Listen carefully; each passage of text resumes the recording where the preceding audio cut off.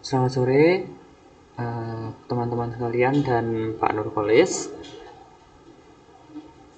Nama saya Nathanael Susanto, NIM saya 24202123. Hari ini saya ingin mendemokan dan juga sedikit menjelaskan tentang proyek saya yang berupa aplikasi stok barang. Ya, tanpa basa-basi lagi, mari kita langsung ke proyeknya. Yang pertama, pastinya kita masuk di uh, uh, halaman loginnya terlebih dahulu. Di sini saya sudah menyiapkan user bagi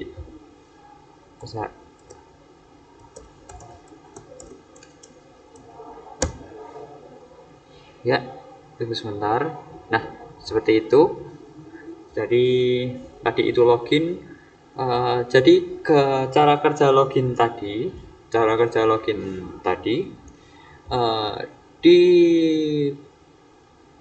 aplikasi saya akan mengecek apakah saya memiliki yang namanya authentication token. Lalu saat saya tidak memiliki token tersebut, saya diminta untuk mengambil username dan password yang sudah. Nah, username dan password ini akan dicocokkan di database yang saya sudah miliki. Ya, lalu dicocokkan. Jika misalnya salah seperti ini, misalnya saya masukkan sembarang, dia akan muncul username atau password salah. Nah, di bagian sini, jadi saat saya masukkan username dan passwordnya benar, maaf,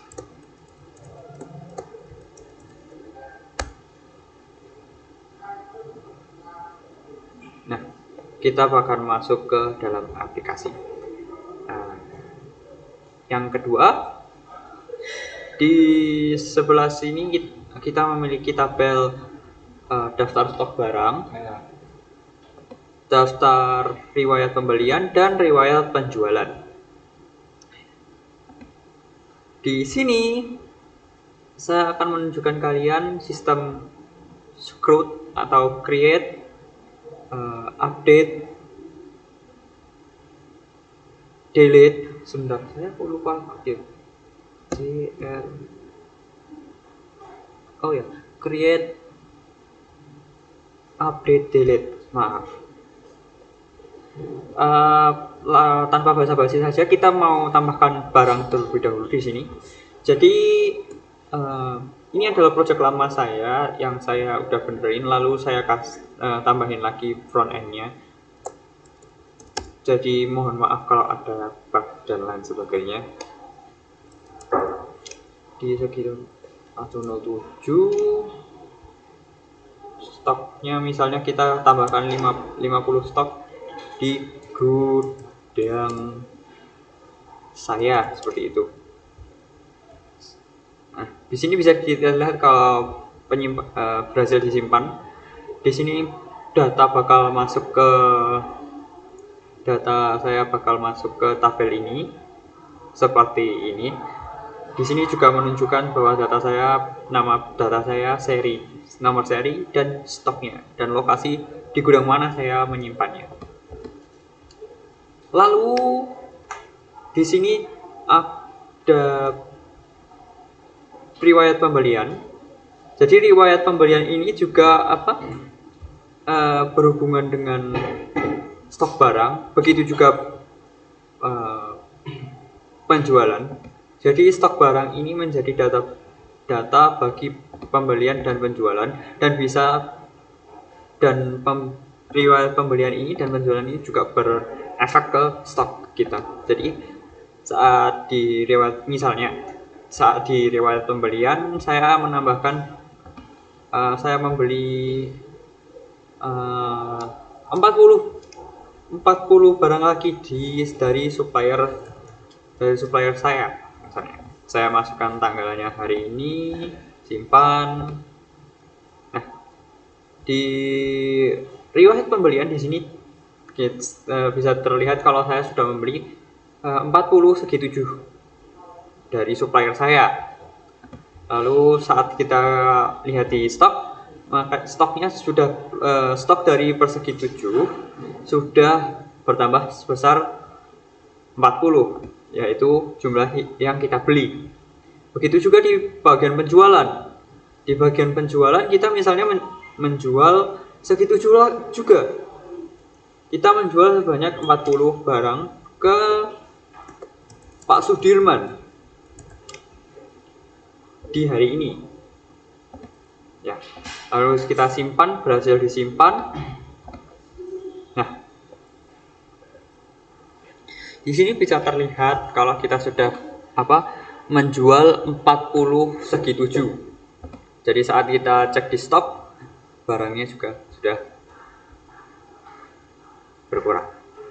Lalu kita juga bisa di sini mengedit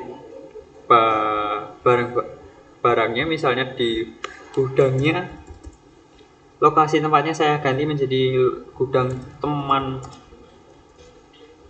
saya simpan, berhasil disimpan. Nah, bisa dilihat di sini lokasinya sudah berubah menjadi lokasi gudang teman saya. Saya juga bisa menghapus barang ini dari daftar stok saya, dan akan ada seperti ini. Kita oke. Bisa dilihat kalau segi 7-nya sudah hilang dari daftar stok barang. Begitu juga di pembelian dan penjualan, sudah tidak memiliki riwayat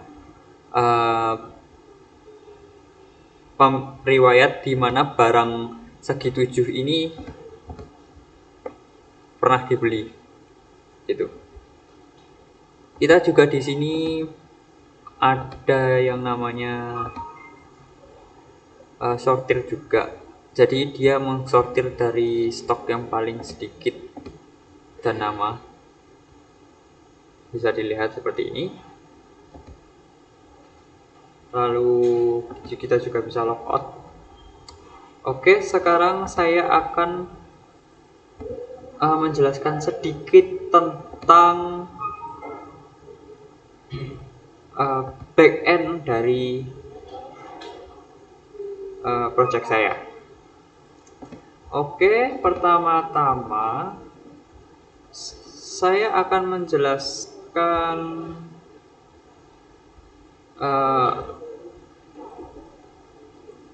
bagian-bagiannya terlebih dahulu, yaitu yang pertama-tama adalah serializer. Yang pertama adalah serializer. Di serializer ini bertugas sebagai agar objek yang kita punya di data kita, misalnya kayak stok barang tadi, bisa yang namanya terkonversi jadi JSON dan terkirim ke front end. Jadi bisa dilihat di sini.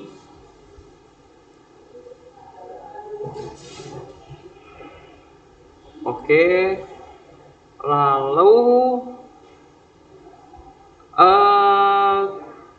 ada juga di bagian sini kita bisa melihat view. Nah, tugas view di sini adalah dia menangani request seperti get, post, etc. Jadi seperti disinilah semuanya itu di update. Jadi ini adalah kayak penerima request, seperti itulah bisa dibilang. Menjelaskan alur project saya terlebih dahulu. Jadi tadi 3 aplikasi, saya akan di aplikasi saat saya mau menambahkan objek barang atau edit barang, hapus barang dari riwayat datanya stok barang, itu saya ngirim request ke Django. Lalu di Django dia mengizinkan akses, dia lihat kita punya akses apa enggak. kayak login tadi. Lalu dia bakal mengarahkan ke view yang tepat. Jadi ke view ini, ke bagian ini. Misalnya tadi dia mau ngambil apa? Stok ya. Dia menunjukkan ini.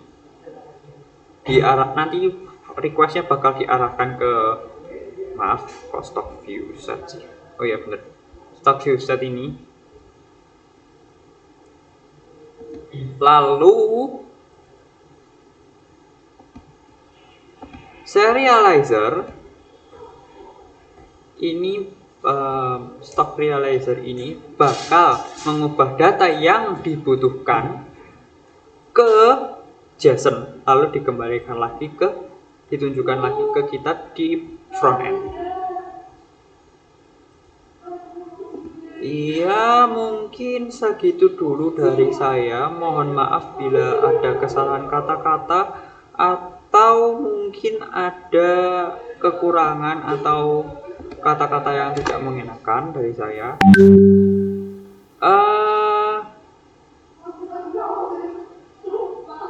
Mungkin sekian dulu dari saya.